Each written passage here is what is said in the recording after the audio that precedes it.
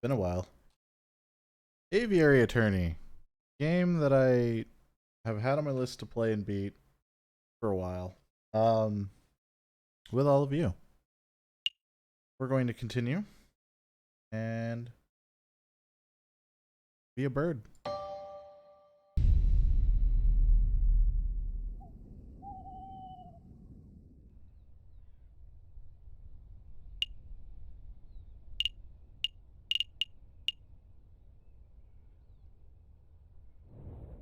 Remember what we were doing? Stop messing around, Falcon. Let's hop up Prince Swan already. Right.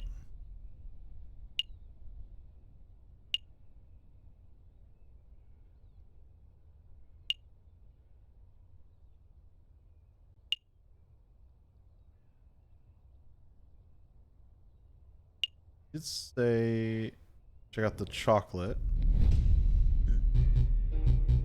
Welcome, welcome. Welcome to Lander House. Haggle's Slacks Chocolate Emporium. The finest Belgian chocolate shop in all of Paris. Jesus, the bass on that, man. I am Lander Haggles, the founder and owner of this establishment. And I am J.J. Falcon, defense attorney. Good day, monsieur. Oh, lawyers. How very fancy. I must say that I once dreamed of being a lawyer, but, well, circumstances were... A funny story. You see, when I was young, I befriended the son of a Hungarian attorney. Falcon, you have to help me. What is it?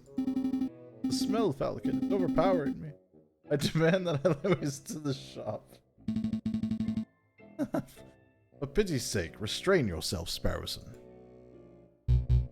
Oh, but I'm rambling, aren't I? So, are you monsieurs here to buy some chocolate? Yes! No, no, no. We're actually here on business, monsieur. Business? First things first. We believe that this chocolate wrapper originated from your shop. Are we correct? Oh, yes. It is indeed the trademark Hagelslack wrapper for genuine Belgian Hagelslack chocolate. It almost certainly bought very established. Very good. With that established, there is something we wish to ask, Monsieur Hagelslack. How am I supposed to... He's not supposed to answer this question. Could you tell us who bought the chocolate that was contained in this wrapper? I'm afraid not, monsieurs. I sell a shit ton of chocolate. Not just because of matters of confidentiality, although that is a factor, you understand, but because I couldn't possibly know that. I thought elephants never forget. My memory is impeccable. You must understand, I have dozens of customers a day. There are hundreds of people who could potentially bought this particular.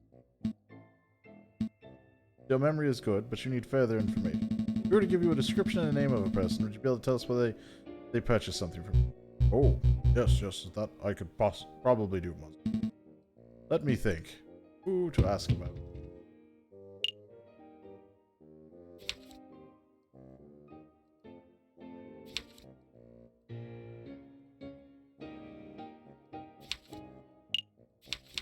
Can I do multiple people?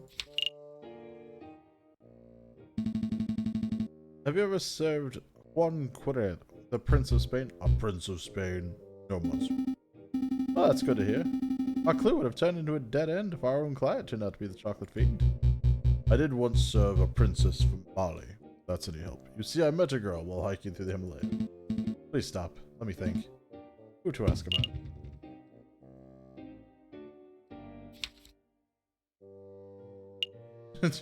How did you buy the chocolates? I'm tempted to just go through all of them.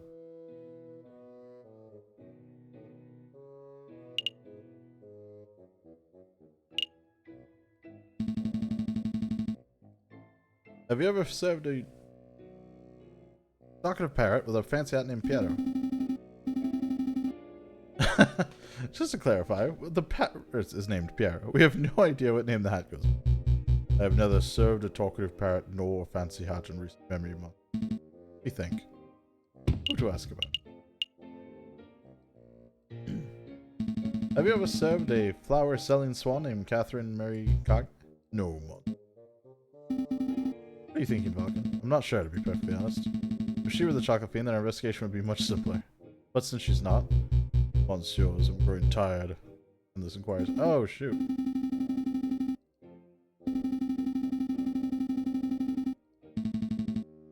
Okay, so I can actually come to him and ask about the chocolate?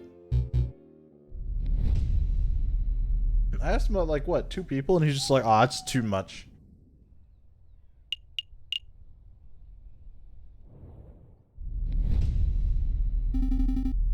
Falcon, what are you doing? It's trial day.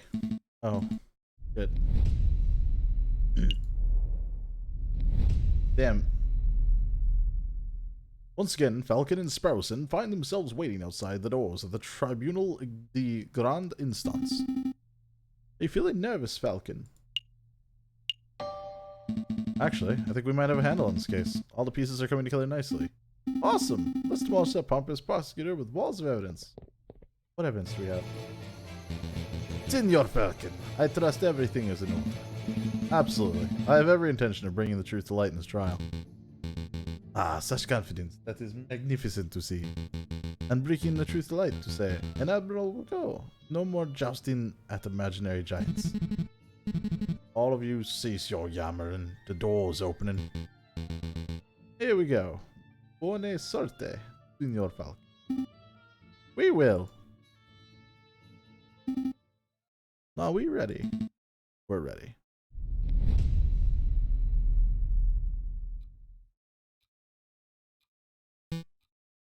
JJ? Severin? Nervous? Why would I be nervous? I'm not nervous. I'm as calm as a cuckoo. You're the nervous one. The whole courtroom is nervous. Whoa, cool your feathers, Falcon. Terrible. Can't even maintain a stoic facade. Well, this trial will be a perfect opportunity for you to redeem your previous embarrassments. This is how you act before the trial's even started.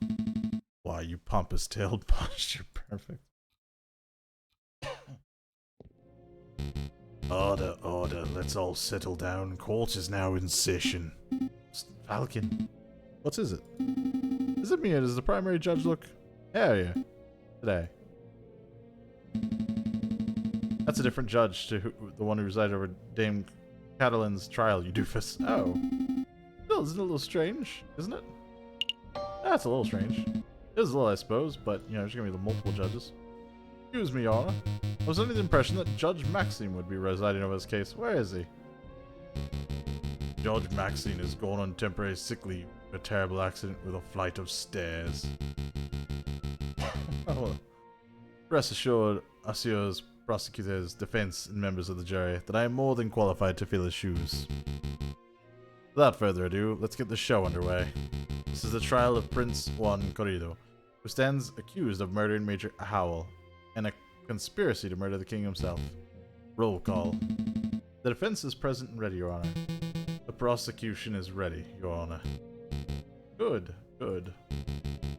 I expect this to be a nice, speedy trial. I don't want to see us dragged out by technicalities and bureaucracy. Well said, Your Honor. I expect that once the court sees the overwhelming evidence, this trial will be over in 5 minutes. But 5 minutes? He's just messing with your head, Falcon. Keep it together. We're on the same page. Prosecutor, please call your first witness to stand. Very well. I call the police officer who investigated the crime scene. I call upon Inspector Juste Valerti. Step up to the stand, Inspector, and recite the oath. I'm gonna change that voice a bit. Fucks my throat.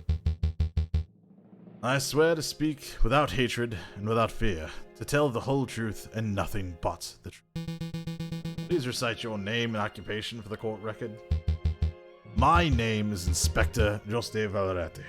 Or Valerti. I don't know. I am servant to the law, a scourge of the gutter rats. That'll do, Inspector. You all heard your monologue before. Oh, Cocorico is really going for a speed record today, isn't he? Now, can you tell us what you witnessed on the morning of the 7th of January? Of course. At 10 o'clock in the morning, I was called to Livier's Grande Galleria by one of the King's Royal Guards. Did he just say o'clock? There I saw Prince Juan, King Louis Philip, the corpse of Major Howell with a rose in hand. and around 24 citizens. The citizens and the king himself will attest to seeing Major Hal taking the rose from Prince Juan's hand, then promptly dropping dead. And what did the morgue uncover under the examination of the corpse? Oh, why did she voice? The coroner determined with absolute certainty that Major Hal died of poisoning. Aside from a prick upon the finger, there was no sign of external harm to Major Hal's body.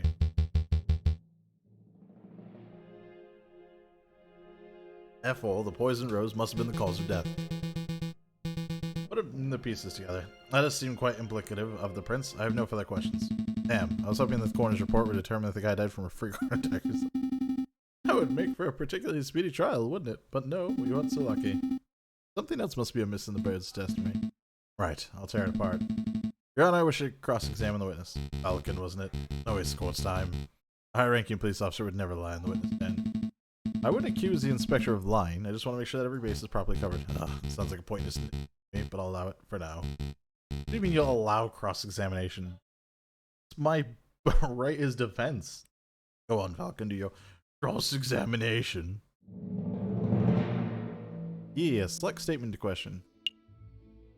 At 10 o'clock in the morning, Mr. Hal, 24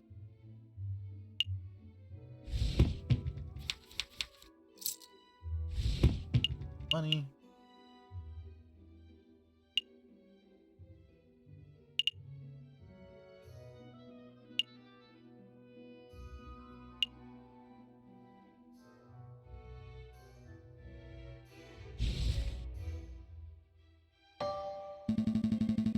Right.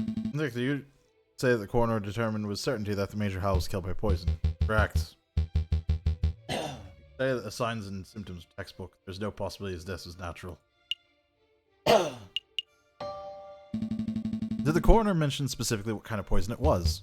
He was not certain. First, the coroner persisted that it was plant-borne poison, like that of the aconite flower. When he learned of how fast poison had taken effect, he noticed that this was atypical of aconite. Consequently, he suggested it may have been some newly engineered concoction. A newly engineered poison, you say? Well, that only reaffirms that this is a very deliberate assassination attempt. Indeed.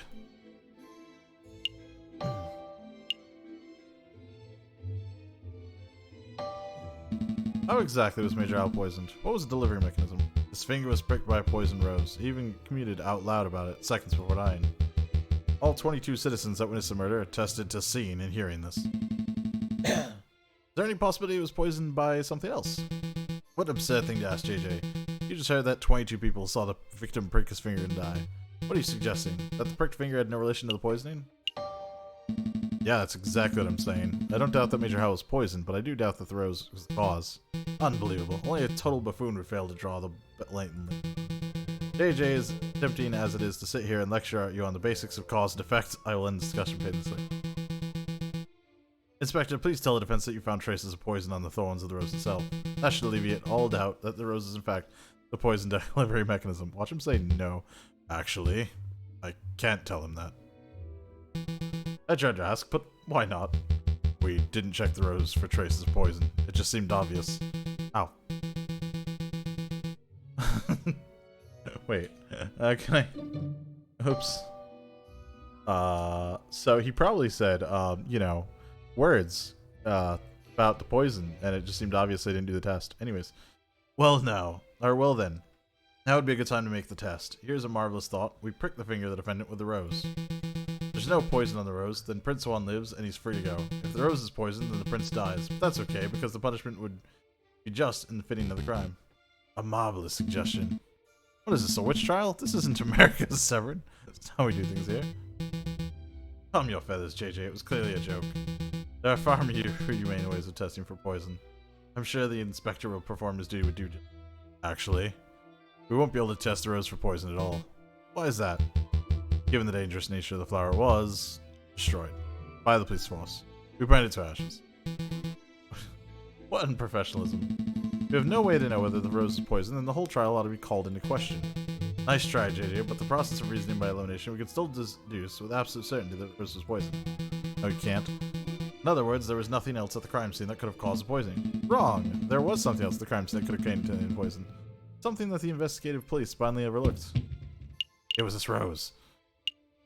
Look at this. What am I supposed to be looking? There's a paper wrapper to a piece of chocolate. It was found in Oh, I should have asked if the guy had eaten it.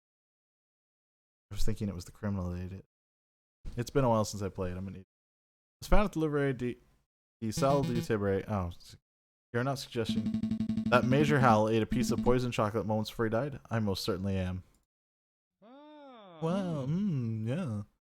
Gained a little favor with the jury. Did you see this wrapper at the crime scene yourself, Inspector? The police force does not have time nor the resources to trawl every piece of trash at every crime scene. In other words, you overlooked it. Astounding. The prosecution is right to be disgusted. What a disgraceful display, Inspector. I offer my apologies, Your Honor. I don't want your apologies. I want you to do your damn job properly. Get off the witness podium before I kick you off myself. As you wish. I will take my leave. Until next time, monsieurs. That's right, I could have had better evidence. Let me get this straight. The chocolate wrapper was found at the crime scene. Correct. And you have reason to believe it was consumed on the day of the incident. I do. I have an expert food tasting witness who was willing to testify if need be. You have a foodie witness? I don't recall anyone like that. Who on earth are you talking about, Falcon? Oh, I see. But do you know for certain that Monsieur Hal consumed this chocolate? Well, that is a fact we're still investigating. I see. And do you have evidence that this chocolate was in fact poisoned? Again, that is something that may require a little bit more time to definitely prove. So, in actuality, you do not have evidence that Major Hal consumed some poisoned chocolate. Instead, you have a solitary piece of rubbish that you picked straight up out of the gutter. That's weak, even for you, JJ. Let's move things along. I have another witness. There's a man who claims to have an excellent view of people and going in and out of Livery at the time of the incident. I call upon Monsieur Toussaint King. Could the witness please approach the stand and proceed and recite the oath? Hello, hello, hello. Hello. Oh, right, the oath. I swear to speak without hatred and without fear, tell the whole truth and nothing but the truth. You state your name to the jury. My name is Toussaint Kingsley, and I am a person who fishes. And if I keep accidentally clicking a button on the mouse, I keep skipping text. Person who fishes. You are a fisherman. Oh, is that how it is? I thought the French justice system was better than this.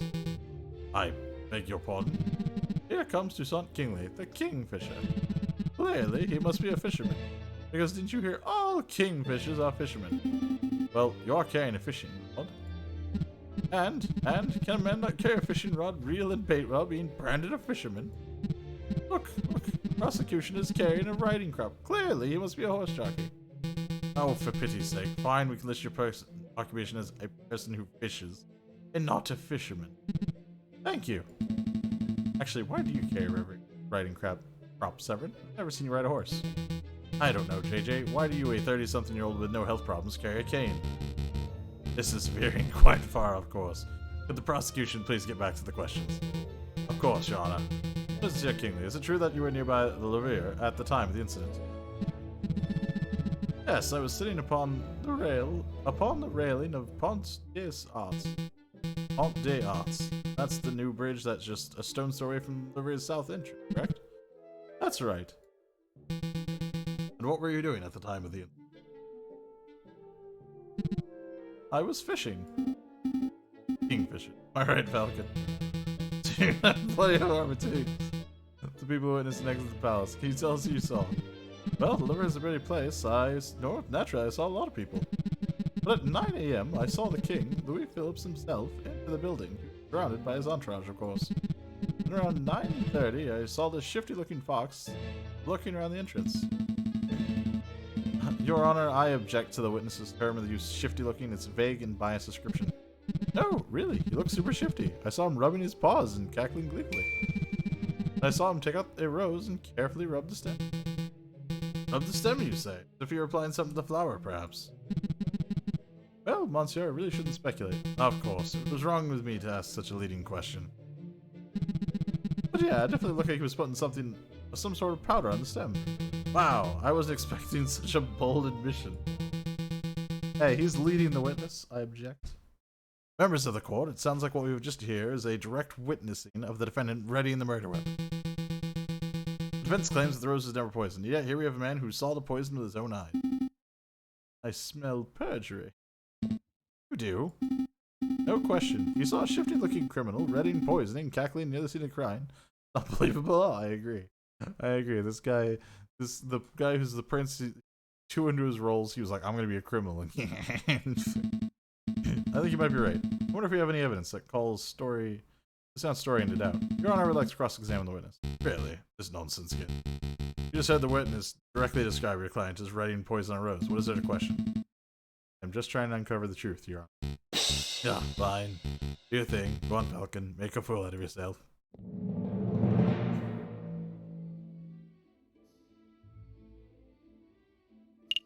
Entourage.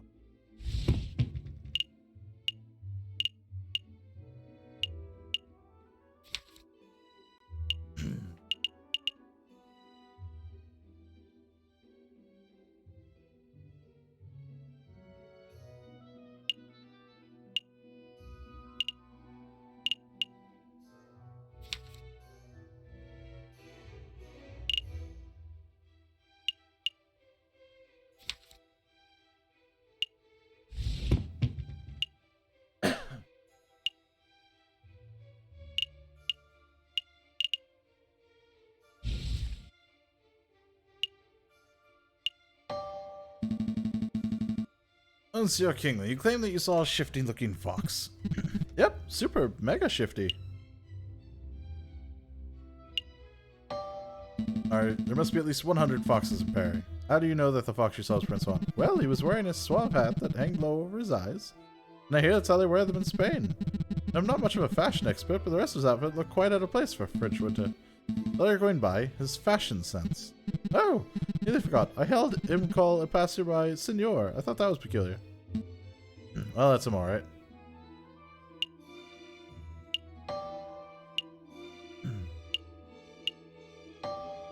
Never mind. Okay. The one question I have is just like, we know he's not actually like a prince, so wouldn't explain his outfit, but you know, whatever. Monsieur Kingsley, you say you saw the king himself enter the Louvre. Indeed, I did. Who was in the king's entourage? Who did you see in the king's entourage? Well, there was the king himself, obviously. There's quite a few guards. Maybe 4 or 5, including a big dog who I hear is the guy who died, Major Hal. I think that was all. I see.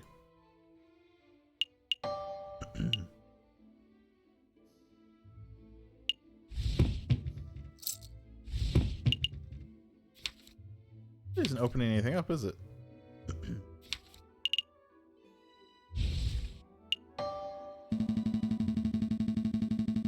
It's my understanding that the king does most of his work in Palais Royal, which lies north of the Louvre. It's a little strange that you saw him enter from the king from the south entrance, is it not? I know what I saw, monsieur. JJ, there's little reason to doubt that the king entered the Louvre from south. Are you really calling this basic fact into question? I don't know. Am I?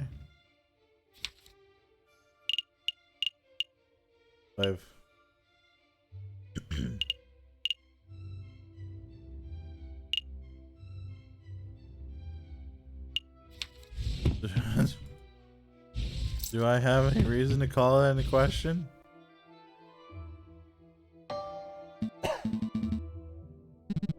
I am certain as a cellophane. No. Monsieur Kingsley, you say you saw the fox rubbing some sort of powder on the rose. Yep, I saw it with my own eyes. Stop clicking the button twice. Are you certain that the fox is handling a rose and not some other type of flower? Pretty sure. The red petals stand out quite nicely on a grey January morning.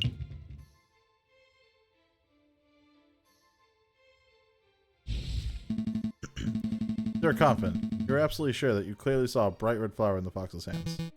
What are you getting at, JJ?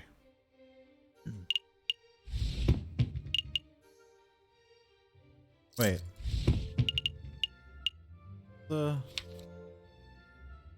Here, the flowers.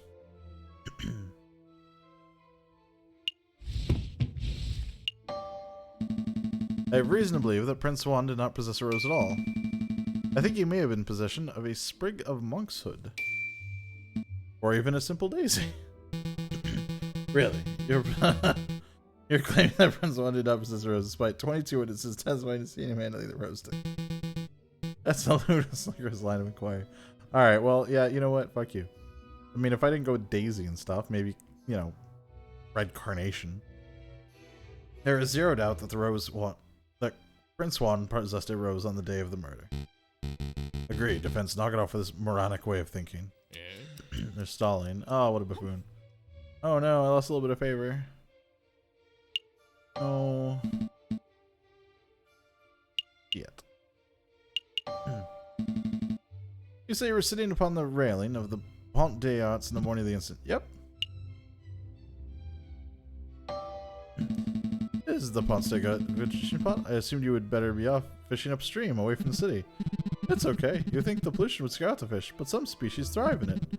I managed to catch a 70-centimeter zander from the spot the other day. Really? A 70-centimeter zander? What bait are you using? Good question. See, some like to use worms, but roach trap. I object. This is completely off topic. Sustained discussion of fishing business trial is over. Shit. Monsieur Kingsley, you say you had a good view of Lavier's south entrance, didn't you? Yes, the Pont des Arts is a great vantage point for seeing the Grande Galleria's south side. What about the other entrances? The other entrances? You mean like if you were entering the Lily Garden or the Place du Carousel? No, I couldn't possibly see those areas from the bridge. But of course, that isn't relevant. Monsieur Kingsley witnessed Prince Juan entering the south entrance. Flower hand, that's what counts.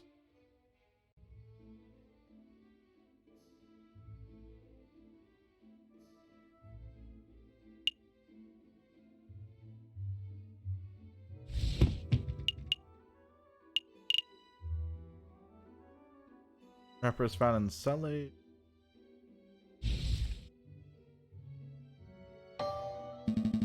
Probably right. There's no reason to basis to speculate. Wait.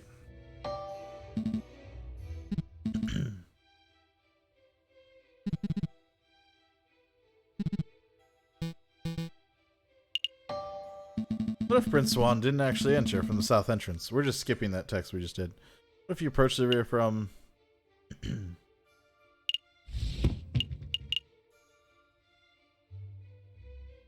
Let it over here.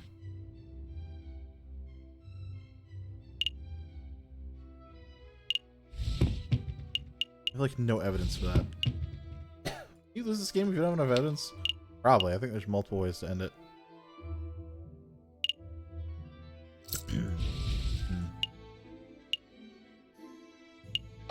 The two-layer gardens to the west.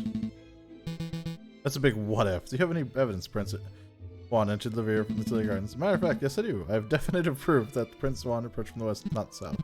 Hey, I know what I saw, monsieur. I'm doubtful too. Cool. It shows definitive proof that Prince Juan entered from the rear from Turler's Gardens. Oh, this was... Okay, found it. I am so stupid. Look at this. A book page. Page 44 of Don Quixote, specifically. It was found just outside of the Lavier's west entrance. This proves nothing. I'm not done yet. Take a look at this. Don Quixote, or however it's said. This is a book that Prince Juan had been reading in jail since his arrest. I believe he has had it in his person for some time. And yes, page 44 is missing. That's the first thing I checked. You realize what this means, don't you, Severin? That the defendant was present in Tuller's Gardens prior to entering Lavier. This also means that, in all likelihood, the defendant entered the Lavier from the west entrance, not the south. He cannot possibly have been seen by Monsieur Kingsley from the Pont des Arts. What? I know what I saw, Monsieur. A fine theory, Falcon, but maybe the defendant just took the long way around. One can still travel from the Tuileries to the Lavier south entrance by walking along the river.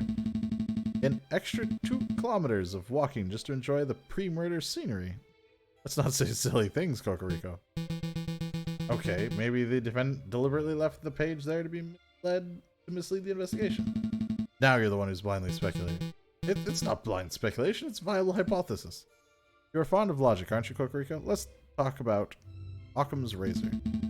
When torn between two seemingly equal hypotheses, we must side with the one that imposes the fewest assumptions. Which of these theories takes fewer assumptions? 1. The page from Prince Juan's book fell out on his way to Laveria's south entrance. 2. Prince Juan deliberately planted the page on the off chance that it would be discovered, then he took the long way around. How dare you, the nerve of you to lecture me on such basic philosophical concept. I'll stop lecturing you when you stop making such basic mistakes. Oh, Monsieur Falcon, please calm yourself. What is the point of all this yammering? The ultimate point is that Toussaint's testimony is fabricated, made up, utter fiction. No, everything I've said is the truth.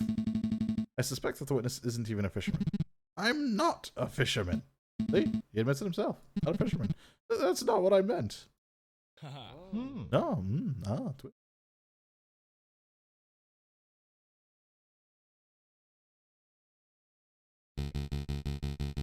Prosecutor, you have something that will put this arrogant falcon in his place, don't you?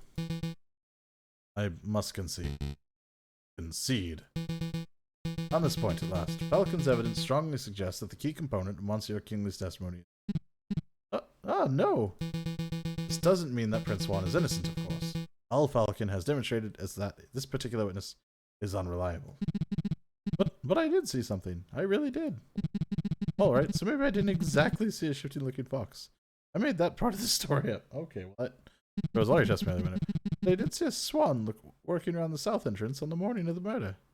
A swan? You shut up, witness. Your word is mud at this point. How can we possibly trust anything you have to say? Your Honor, Judge Romulus, we're out of time. We're 10 minutes overdue to start the hare versus tortoise trial. Is it that late already? Curses. I was hoping we could have the case wrapped up in a single trial session. It is a shame, but ultimately an accurate sentencing is always preferable to a speedy sentencing. Yes, alright. I don't need to hear your moralizing. Court will resume this Friday, the 21st of January at 9 o'clock. Don't be late. Prosecutor, do your damn job. Get this stupid fox a conviction. I will do my best to ensure that justice is served, Your Honor. A lot came up in that trial, huh? Yeah, no doubt about that. Something's bothering me. Why would that fisherman guy, Monsieur Kingley, lie on a witness stand? Well, it's possible that he was coerced or bribed. That's just what I was thinking. Maybe the real murderer threatened the fisherman into making up a story about Prince Juan. Keep an open mind. Anything is possible at this stage. But to be perfectly honest, something else is bothering me about the trial. Mademoiselle Agne, I believe that she plays a key part in this case.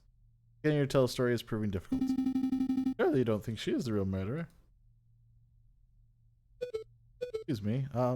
Excuse me, Monsieur Falcon. Sorry to bother you, but this letter just arrived, and I think it's for you. A letter from me. I wonder why I wasn't sent to my office. Have you been demoted to courier status, Rupert? Oh, hush, hush, Barrison. I don't need to be pitied by a first-year drop. Damn. Oh, good comeback. So what does the letter say, Falcon?